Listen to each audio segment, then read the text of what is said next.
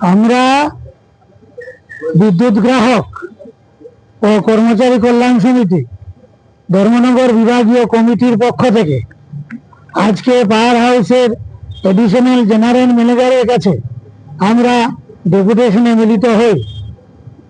এই ডেপুটেশনে মিলিত হওয়ার একাধিক কারণ আছে। এর মধ্যে গুরুত্বপূর্ণ কারণ হলো যে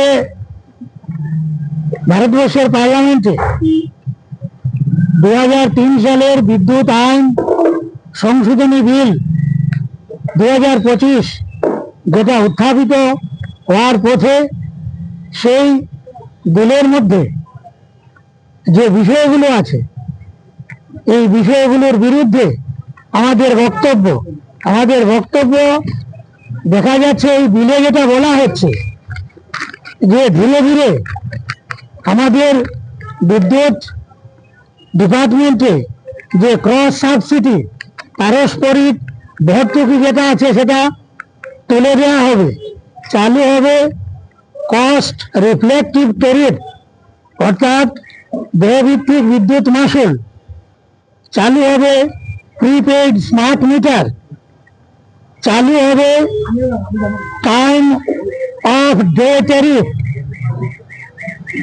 এবং থাকবে বেসরকারীকরণের সুযোগ।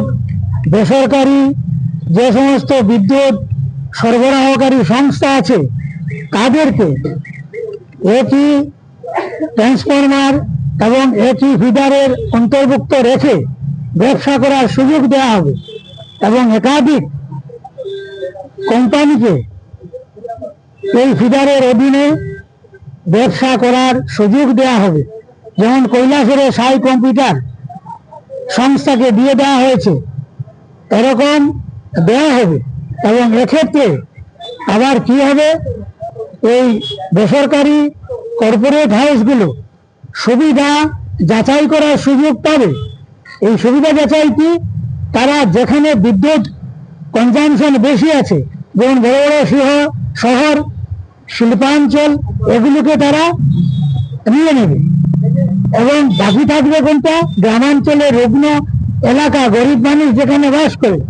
এবং স্বাভাবিকভাবে দেখা যাবে যে এই জায়গাগুলোতে দায়িত্ব কার উপর পড়বে, TACCL এর উপর পড়বে, রাষ্ট্রীয় উদ্যোগের উপর পড়বে। স্বাভাবিকভাবে লভ্যাংশ কমে যাবে।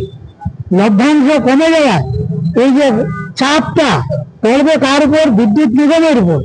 এতে করে বিদ্যুৎ নিগমের অধীনে যে সমস্ত কর্মচারীরা আছে তাদের ভবিষ্যৎ নিরাপত্তা বিঘ্নিত হবে।